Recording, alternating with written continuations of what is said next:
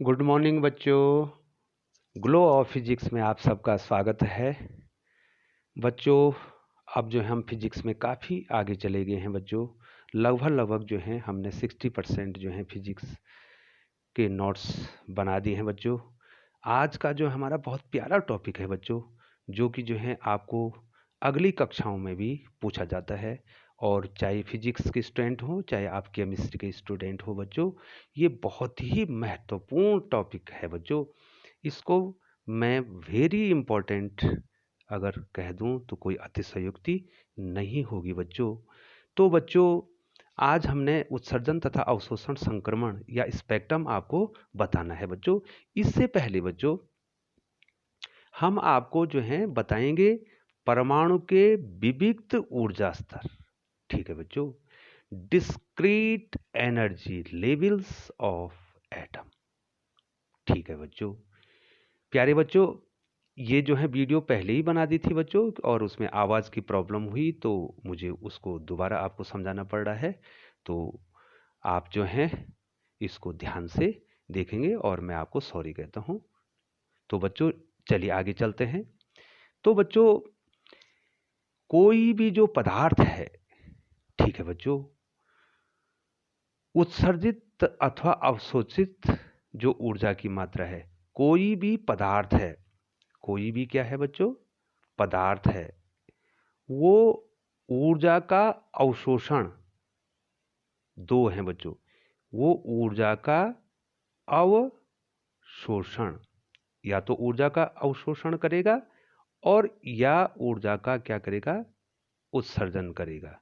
अवशोषण या उत्सर्जन जो करेगा उसकी कितना अवशोषण करेगा या कितना उत्सर्जन करेगा बच्चों वो ऊर्जा का, तो ये फिक्स है बच्चों। E is equal to n h nu, n 1 2 3 4 5। ठीक है, इसके बीच वाली ऊर्जा को नहीं करेगा बच्चों। अर्थात एक और दो के बीच में पड़ने वाली n का मान एक और दो के बीच में पड़ेगा और तब जो ऊर्जा आएगी, ठीक है बच्चों, उस ऊर्जा को अवशोषित नहीं करेगा और ना तो उत्सर्जित करेगा बच्चों। तो यहीं पर आपको दोनों स्पेक्ट्रम मिलेंगे बच्चों। ठीक है बच्चों, अब देखो बच्चों, अगर वो इसके बीच की ऊर्जा को नहीं करेगा तो क्या करेगा बच्चों, या तो एच न्यू वाली ऊर्जा को करेगा, या तो 2h न्यू वाली ऊर्जा को करेगा, और या तो 3h न्यू और सो ऑन। लेकिन लेकिन वो क्या नहीं करेगा बच्चों, 3.2 एच न्यू वाली ऊर्जा या 5.2 एच न्यू वाली ऊर्जा, इसको ये देखो पहले से मार्क करके हमने, इसको क्या करेगा, न तो अवशोषित करेगा और ना तो उत्सर्जित करेगा बच्चों। ठीक है बच्चों, अब बच्चों जो है थोड़ा सा जो है हम जो है किसी परमाणु के nवीं कक्षा की ऊर्जा, ये देखो किसी परमाणु की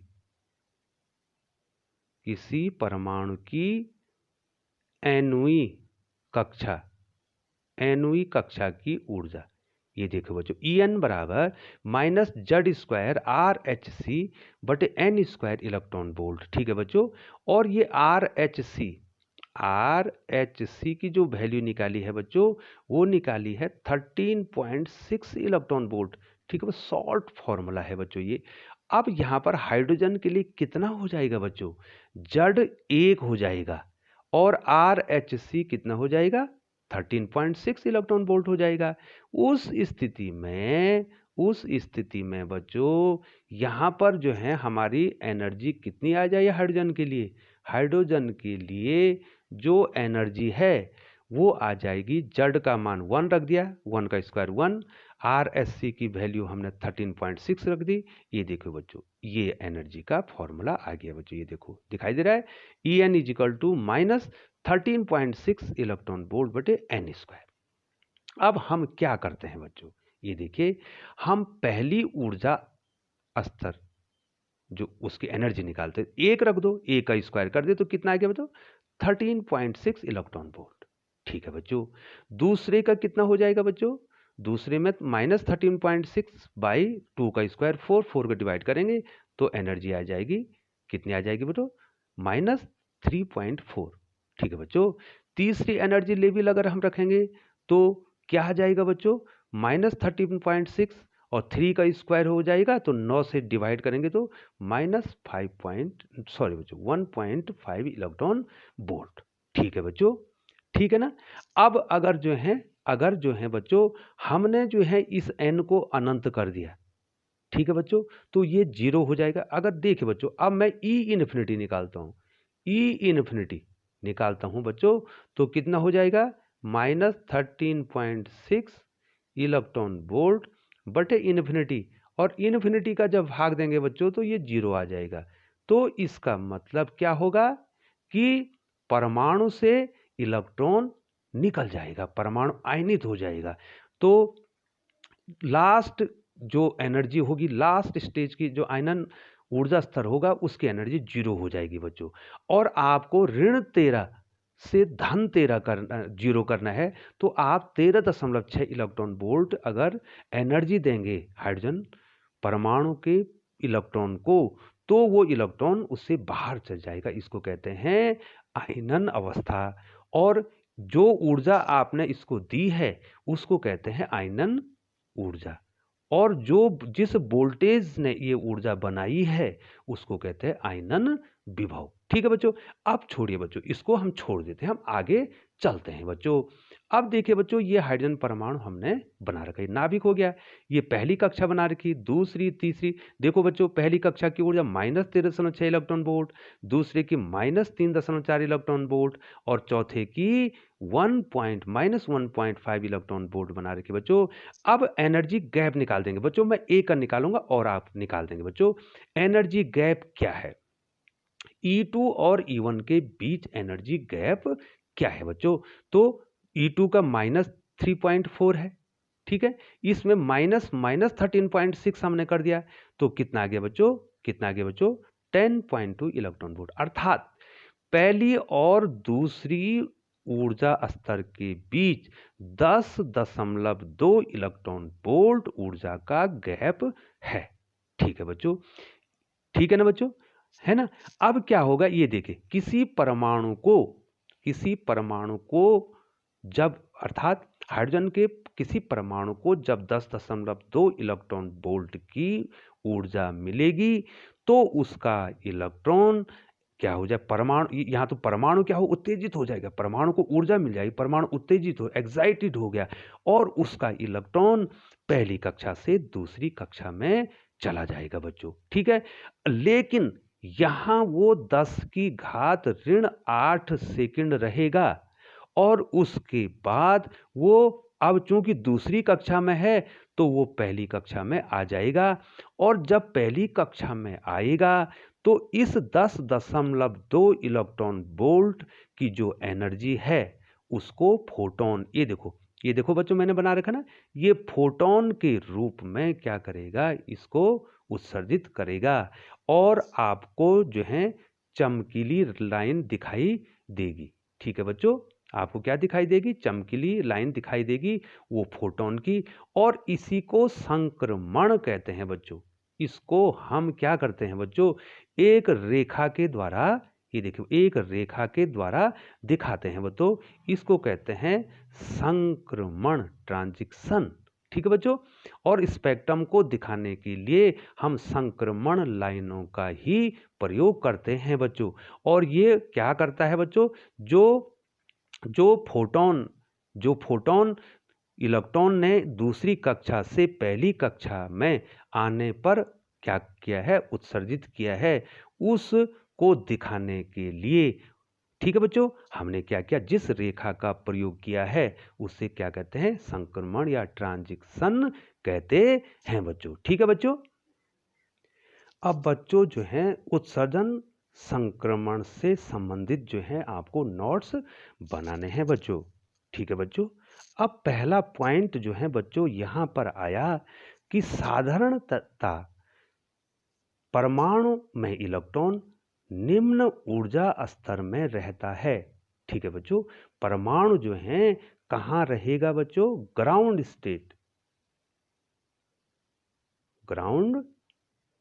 स्टेट में रहेगा, और हाइड्रोजन के लिए कितना हो जाएगा ग्राउंड स्टेट, मैं यहाँ पर बना दूं बच्चों, -13.6 इलेक्ट्रॉन वोल्ट। ठीक है बच्चों, यदि हम कमरे के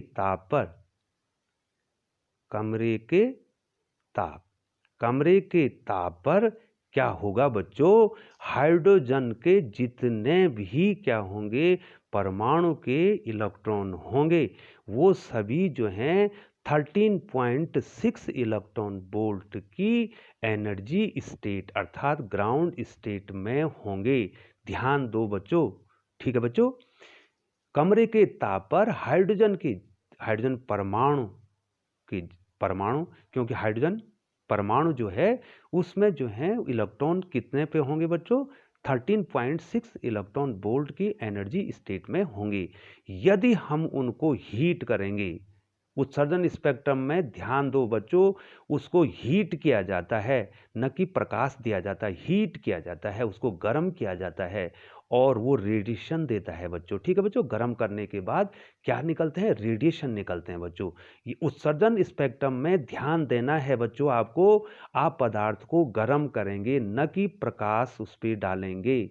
ठीक है बच्चों, तो कमरे के ताप पर हाइड्रोजन परमाणु में सभी इलेक्ट्रॉन जितने भी परमाणु हैं उनमें सभी इलेक्ट्रॉन 13-13.6 इलेक्ट्रॉन वोल्ट की ऊर्जा स्तर में रहेंगे। लेकिन अगर हम इसको गर्म करेंगे, इसको बाहर से ऊर्जा देंगे तो ये किसी भी ऊर्जा स्तर में जा सकता है। ठीक है बच्चों, जब परमाणु को बाहर से ऊर्जा मिल जाती है, ये देखो बच्चों, जब परमाणु को बाहर से ऊर्जा मिल जाती है तो वह किसी भी उच्च ऊर्जा स्तर में चला जाता है। ठीक है बच्चों, किसी भी इसलिए कह रहे हैं कि जितनी एनर्जी मिलेगी उसके अनुसार वो एक्साइटेड स्टेट में जाएगा, किसी भी उच्च ऊर्जा स्तर में चला जाएगा।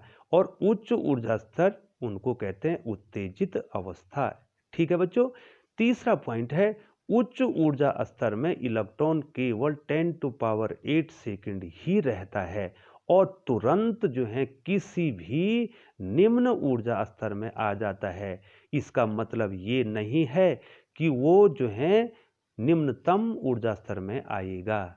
ठीक है बच्चों, वो किसी भी निम्न, ठीक है बच्चों, निम्न का मतलब क्या हो गया, सबसे n=4 के लिए n=3 भी निम्न है, n=2 भी निम्न है और n=1 निम्नतम है।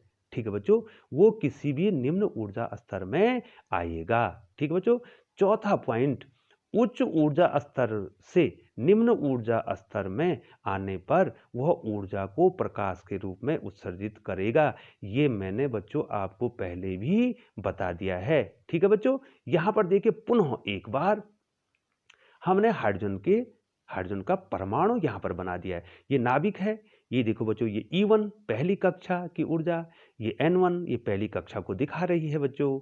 पहली कक्षा की ऊर्जा 13.6 इलेक्ट्रॉन वोल्ट, दूसरी कक्षा जिसकी एनर्जी -3.4 इलेक्ट्रॉन वोल्ट। ठीक है बच्चों, अब इसका जो डिफरेंस है एनर्जी का वो है 10.2 इलेक्ट्रॉन वोल्ट।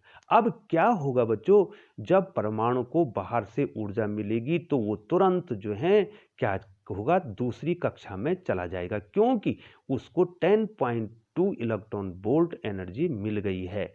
तो वो कहाँ जाएगा, दूसरी कक्षा में जाएगा, लेकिन यहाँ रहना पसंद नहीं करेगा और 10⁻⁸ सेकंड के बाद, ठीक है बच्चों, वो तुरंत जो है पहली कक्षा में आ जाएगा। अब यहां पर तो केवल एक ही कक्षा है, इसलिए यही इसके लिए निम्न है और यही इसके लिए निम्नतम है और वो यहां आ जाएगा और फोटोन को उत्सर्जित कर देगा। ठीक है बच्चों, लेकिन इस फोटोन कितनी ऊर्जा का फोटोन उत्सर्जित करेगा बच्चों, 10.2 इलेक्ट्रॉन वोल्ट। ठीक है बच्चों, अब हमने आपको ये बताना है कि इस फोटोन का तरंगदैर्घ्य क्या होगा, अर्थात उसका रंग क्या होगा। ठीक है बच्चों, ये देखिए बच्चों, तो उच्च ऊर्जा स्तर से निम्न ऊर्जा स्तर में आने पर फोटोन का तरंगदैर्घ्य आपको बताना है बच्चों। देखिए बच्चों, ऊर्जा का अंतर कितना है, डेल्टा ई, और प्लांक के क्वांटम सिद्धांत के अनुसार E = h न्यू होता है और न्यू बराबर c बटे लैम्डा। इसका मतलब डेल्टा E किसके बराबर है, hc बटे लैम्डा। इसका मतलब निश्चित तौर पे हम क्या कर सकते हैं बच्चों, यहां से हमने ये क्रॉस मल्टीप्लाई कर दिया, delta E into lambda is equal h c. Lambda की वैल्यू कितनी होगी बच्चों, एच सी बटे डेल्टा ई। ठीक है बच्चों, ध्यान दीजिए बच्चों, यहां पर डेल्टा ई क्या है, इलेक्ट्रॉन वोल्ट में है। ठीक है, इलेक्ट्रॉन वोल्ट में है। ठीक है बच्चों, है बच्चों। अब आगे आपको इसको समझा। हाँ बच्चों, तो lambda is equal to h c बटे डेल्टा ई। डेल्टा ई क्या है बेटा, इलेक्ट्रॉन वोल्ट में है और एक इलेक्ट्रॉन वोल्ट जो है 1.610 इंटू 10⁻⁻19 जूल के बराबर होता है बच्चों। अब हम इस सब की वैल्यू, एच की वैल्यू, सी की वैल्यू और ई की वैल्यू इसमें पुट कर देंगे बच्चों। ठीक है बच्चों, ये 6 एच की वैल्यू 6.6 इंटू 10⁻34, सी की वैल्यू 3 इंटू 10⁸ और डेल्टा ई इनको इलेक्ट्रॉन वोल्ट में बदल दिया। ठीक है बच्चों, ठीक है बच्चों, याद है। तो ये जो है हमारा जो है इसका सूत्र, ये आपको याद करना है बच्चों। ये लैम्डा आ जाएगा 12375 अपॉन डेल्टा ई एंगस्ट्रॉम।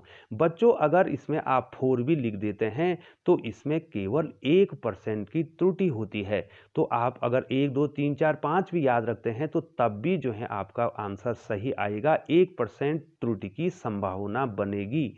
यदि किसी छात्र को ये 12375 याद रहता है बटे डेल्टा ई तो बहुत अच्छा है, और नहीं रहता है तो 12345 भी याद कर सकते हैं, क्योंकि लैम्डा की वैल्यू में 1% की त्रुटि आएगी। तो आपको ये याद करना है। डेल्टा ई क्या है बच्चों, इसमें दो ऊर्जा स्तरों की ऊर्जाओं का अंतर है, और यदि आपको ये पता है तो आप लैम्डा निकाल सकते हैं कि दो, और ये जो है बच्चों हमें पता करना है। ये जो है लैम्डा आपको पता चल जाएगा। तो अब हाइड्रोजन के लिए क्या है बच्चों, अब हाइड्रोजन के लिए क्या है, हाइड्रोजन की पहली कक्षा की ऊर्जा कितनी है बच्चों, 13.6, और दूसरी की क्या है, -13.6 इलेक्ट्रॉन वोल्ट, दूसरे की -3.4 इलेक्ट्रॉन वोल्ट। तो इसका जो अंतर है ये डेल्टा ई, ये डेल्टा ई तो हमको पता हो जाएगा बच्चों। इसमें से हम क्या कर देंगे, इसमें से इसको घटा देंगे तो ये कितना आएगा बच्चों, डेल्टा ई कितना आएगा, 10.2 इलेक्ट्रॉन वोल्ट आएगा। तो हम क्या कर सकते हैं, इस फोटोन का तरंगदैर्घ्य ज्ञात कर सकते हैं हाइड्रोजन परमाणु के लिए दूसरी कक्षा से पहली कक्षा में आने वाले फोटोन का तरंगदैर्घ्य। उसी प्रकार से जो है बच्चों, ये देखिए अब इसको हम इसके द्वारा दिखाएंगे, ये संक्रमण हो गया। इसका लैम्डा हम ज्ञात कर सकते हैं, अर्थात दूसरी हाइड्रोजन परमाणु में दूसरी कक्षा से पहली कक्षा में आने वाले फोटोन का तरंगदैर्घ्य ज्ञात करने के लिए हमने आपको ये फॉर्मूला बता दिया बच्चों। और इसके द्वारा हम किसी भी कक्षा से किसी भी कक्षा में आने वाले फोटोन का तरंगदैर्घ्य ज्ञात कर सकते हैं, बशर्ते कि हमको डेल्टा ई अर्थात दो ऊर्जा स्तरों की ऊर्जाओं का अंतर क्या होना चाहिए, ज्ञात होना चाहिए बच्चों। अब बच्चों समरी के तौर पर हम अवशोषण और उत्सर्जन स्पेक्ट्रम या संक्रमण को एक साथ आपको बताते हैं बच्चों। अब अवशोषण, पहले मैं उत्सर्जन को ले लेता हूं बच्चों, संक्रमण को ले लेता हूं। इसमें हमने क्या किया है बच्चों, पदार्थ को गर्म किया है, पदार्थ को क्या किया है बच्चों, गर्म किया है। ध्यान देना बच्चों, उत्सर्जन संक्रमण में हमको पदार्थ को गर्म करना है, हीट करना है, तब वो एनर्जी को एक्वायर करेगा बच्चों। ठीक है बच्चों, यहां पर पारे की वाष्प ली, इसको हमने गर्म किया तो हमने देखा कि उसमें कुछ निश्चित तरंगदैर्घ्य ही निकल रही हैं। ये इसलिए निकल रही हैं बच्चों क्योंकि जो है जितना एनर्जी, इससे पहले मैंने आपको समझा दिया, जितना एनर्जी गैप होगा उतनी ही एनर्जी को वो क्या करें, एक्वायर्ड करेंगे। ये उत्सर्जन में हो गया। और अवशोषण स्पेक्ट्रम में हम जो है पदार्थ को गर्म नहीं करते हैं, बल्कि उसमें क्या करते हैं, प्रकाश को आपतित करते हैं। मान लीजिए हमने श्वेत प्रकाश को इसमें आपतित किया किसी पारदर्शी पदार्थ में। अब ध्यान दो बच्चों, तो जिस एनर्जी गैप के फोटोन इसको मिले, इसने उसको अवशोषित कर दिया। जाने नहीं दिया। अवशोषित करने का मतलब उसने उसको जाने नहीं दिया, और जो अवशोषित नहीं हुए वो बाहर निकल गए। मान लीजिए बच्चों, आपके पास VIBGYOR ये श्वेत लाइट थी, व्हाइट लाइट थी, उसमें से उसने जो है बच्चों GYOR को अवशोषित कर दिया। तो ये स्पेक्ट्रम में दिखाई नहीं देंगे, ये स्पेक्ट्रम में, क्योंकि इसको उसने अवशोषित कर दिया, अपने पास रख दिया। बाहर किसको भेजा? VIB को, और यही आपको दिखाई देंगे, इसको अवशोषित कर दिया। इसका मतलब क्या हो गया? पदार्थ जहां उत्सर्जन कर रहा है वहां अवशोषण भी कर रहा है। इस बात को आपको ध्यान देना है। कुछ तरंग दैर्घ्य का अवशोषण हो जाता है, ठीक है बच्चों। ये देखिए बच्चों, और श्वेत प्रकाश में कितना तरंग दैर्घ्य होता है बच्चों? यहां देखिए बच्चों, यहां पर क्या होता है? 4000 एंगस्ट्रॉम से 7800 एंगस्ट्रॉम होता है, ठीक है बच्चों। तो इसमें से क्या करेगा बच्चों? कुछ को अवशोषित कर देगा और कुछ को जाने देगा। इसका मतलब यहां पर क्या हो गया? पदार्थ जो है क्या कर रहा है? ऊर्जा का अवशोषण भी कर रहा है और उत्सर्जन भी कर रहा है। अब बच्चों अंत में जो है पारे के परमाणु के लिए उत्सर्जन संक्रमण, इमिशन ट्रांजिशन, और अवशोषण संक्रमण, जो कि मैंने यहाँ नीचे बताया है, इन दोनों को आपको समझाता हूँ, ठीक है बच्चों।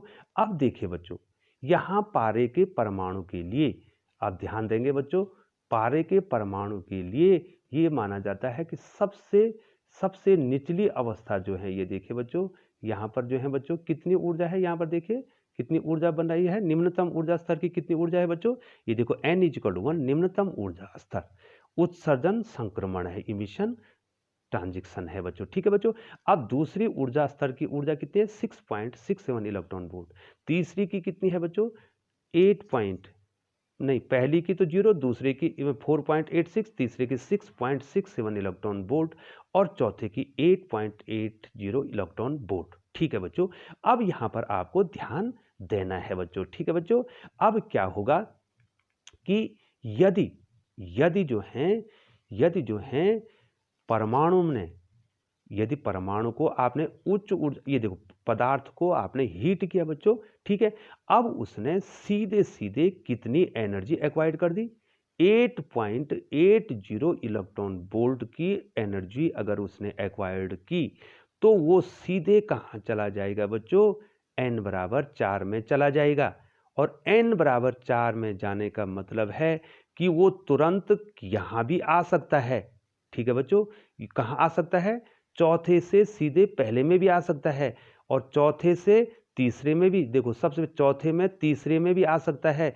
तो क्या होगा? इसके बीच में जो गैप होगा एनर्जी का, ठीक है बच्चों, जो एनर्जी का गैप होगा दैट इज डेल्टा ई। इसी डेल्टा ई को ज्ञात करके हम इसका तरंग दैर्घ्य ज्ञात करेंगे। तो एक फोटोन आपको ये प्राप्त होगा, और यदि जो है वो चौथी कक्षा से दूसरी कक्षा में आता है तो एनर्जी गैप जो है इतना होगा, ठीक है बच्चों। इसके करस्पॉन्ड क्या करेगा? वो फोटोन को उत्सर्जित करेगा सॉरी बच्चों। और ये पहला संक्रमण, दूसरा संक्रमण, पहला फोटोन, दूसरा फोटोन, ऐसा भी हो सकता है वो चौथी कक्षा से सीधे कहां आ जाए बच्चों? पहली कक्षा में आ जाए। तो इतना एनर्जी गैप यहां पे मिल गया, तो उसके करस्पॉन्ड क्या करेगा बच्चों? ये फोटोन को उत्सर्जित करेगा। तो पहला, दूसरा, तीसरा संक्रमण ये हमारे पास हो गया अब बच्चों ऐसा हो सकता है कि परमाणु जो हैं, अब बच्चों ऐसा हो सकता है कि परमाणु जो है 6.67 इलेक्ट्रॉन वोल्ट की एनर्जी को एक्वायर्ड करे। तो दो कंडीशनें हो सकती है, वो तीसरी कक्षा से दूसरी कक्षा में आएगा, तो जो एनर्जी गैप होगा उसके करस्पॉन्ड क्या करेगा? वेवलेंथ इमिट करेगा, अर्थात इस फोटोन को उत्सर्जित करेगा। तो चौथा संक्रमण हो गया। ऐसा भी हो सकता है वो तीसरी कक्षा से सीधे ग्राउंड स्टेट में आ जाए, तो एनर्जी गैप बढ़ रहा है, तो फोटोन यहाँ पर कब उसका तरंगदैर्घ्य अलग होगा, तो पांचवा संक्रमण हो गया। और तीसरी कंडीशन ये हो सकती है, यदि उसने 86 इलेक्ट्रॉन वोल्ट की एनर्जी एक्वायर्ड की, तो वो केवल दूसरी ही कक्षा में जा सकता है। और दूसरी कक्षा में जाने का मतलब हो गया है उसके पास केवल एक ही पॉसिबिलिटी है कि वो कहाँ जाए, n बराबर 1 में आए। तो इसके एनर्जी जो गैप है उसके उसके करस्पॉन्ड तरंग दैर्ध्य को इमिट करेगा। तो 6 फोटोन 1 2 3 4 5 और 6 फोटोन, तो 6 संक्रमण रेखाएं आपको मिलेंगी। और ये रेखाएं आपको चमकीली मिलेंगी क्योंकि ये फोटोन को क्या कर रही है, उत्सर्जित कर रही हैं। अब लिए चलते हैं बच्चों आपको अवशोषण संक्रमण की ओर, एब्जॉर्प्शन ट्रांजिशन। ठीक है बच्चों, इसमें भी जो है बच्चों, इसमें भी जो है एनर्जी लेवल वही हैं बच्चों, एनर्जी लेवल पदार्थ में वही हैं। ठीक है बच्चों, पारे के लिए जो हमने आपको बताए थे बच्चों, कितने बताए थे बच्चों इसमें पारे के लिए बताए थे, पहला कितना बताया था बता, पारे के लिए कितना बताया था, पहले पारा के लिए 0, ग्राउंड स्टेट के लिए कितना बताया था बच्चों, यहाँ पे बच्चों मैंने आपको बताया, ये देखिए ध्यान दीजिए, ग्राउंड स्टेट के लिए कितना बताया है बच्चों, यहाँ पे ये देखिए बच्चों, ये 0 दिखाई दे रहा है, फिर कितना है 4.86 इलेक्ट्रॉन वोल्ट, 6.61 इलेक्ट्रॉन वोल्ट, ये देखो वही है बच्चों। लेकिन इसमें अंतर क्या है बच्चों, अब आपको ध्यान देना है। जब पदार्थ को जो है हम क्या देते हैं, प्रकाश देते हैं, प्रकाश डालते हैं बच्चों, ध्यान देना, यहाँ प्रकाश डालेंगे आप, तो प्रकाश डालने के बाद क्या होगा बच्चों, ये जो है उपयुक्त ऊर्जा का फोटोन अवशोषित कर देगा। ठीक है बच्चों, यदि 4.86 एनर्जी जो है उस फोटोन में है तो वो उसको अवशोषित कर देगा और जाने नहीं देगा। यदि उस फोटोन में 6.67 इलेक्ट्रॉन वोल्ट की एनर्जी है तो उसको वो एब्जॉर्ब कर देगा और जाने नहीं देगा, ये तरंगदैर्घ्य मिस हो जाएगी, ये पहले वाली तरंगदैर्घ्य भी मिस हो जाएगी, दूसरी वाली तरंगदैर्घ्य भी मिस हो जाएगी। और यदि 8.80 इलेक्ट्रॉन वोल्ट एनर्जी अगर जो है फोटोन के पास है तो उसको भी जो है क्या कर देगा, ये एब्जॉर्ब कर देगा और वो जाने नहीं देगा। तो ये 3 तरंगदैर्घ्य उसमें क्या हो जाएंगी, मिस हो जाएंगी बच्चों। ठीक है बच्चों, और चूंकि जो है ये एब्जॉर्ब कर रही हैं तो बैकग्राउंड में जो है ये रेखाएं जो है आपको काली दिखाई देंगी, अब ये चमकीली नहीं दिखाई देंगी। इसका मतलब ये हो गया है बच्चों कि पदार्थ ऊर्जा का अवशोषण भी करता है और क्या करता है, उत्सर्जन भी करता है। अब देखिए बच्चों, आपको बताना है हमने कि उत्सर्जन संक्रमण की संख्या ज़्यादा और अवशोषण संक्रमण की संख्या कम होती है। ये इसलिए होती है बच्चों कि यहाँ पर जो है अवशोषण संक्रमण में निम्नतम ऊर्जा स्तर से ही होता है। जो अवशोषण संक्रमण होता है वो केवल निम्नतम ऊर्जा स्तर से होता है। इसलिए जो है यहाँ पर n बराबर 4 के लिए जो है केवल n बराबर 1 2 3 4 के लिए केवल 3 संक्रमण रेखाएं आपको दिखाई दे रही हैं, क्योंकि बच्चों यहाँ पर जो है निम्नतम ऊर्जा स्तर से ही संक्रमण को होना है, इसलिए आपको केवल 3 काली रेखाएं प्राप्त हुई। लेकिन उत्सर्जन संक्रमण किसी भी ऊर्जा स्तर से हो सकता है, इसलिए जो है बच्चों यहाँ पर जो है आपको 1 2 3 4 5 6 जो है संक्रमण रेखाएं मिली। इससे स्पष्ट हो जाता है कि उत्सर्जन संक्रमण में संक्रमण संख्याएं ज़्यादा होती हैं, जबकि अवशोषण संक्रमण में ये जो है रेखाएं कम होती हैं, क्योंकि ये निम्नतम ऊर्जा स्तर से होती हैं। बच्चों आपको ये आ जाना चाहिए। तो इसका मतलब ये हो गया है बच्चों कि प्रत्येक पदार्थ की अपनी अपनी विशेषता है और वो पदार्थ उसका अपना अपना स्पेक्ट्रम है, और पदार्थ की पहचान जो है उसके स्पेक्ट्रम से ही की जाती है। ठीक है बच्चों, बहुत बहुत धन्यवाद बच्चों।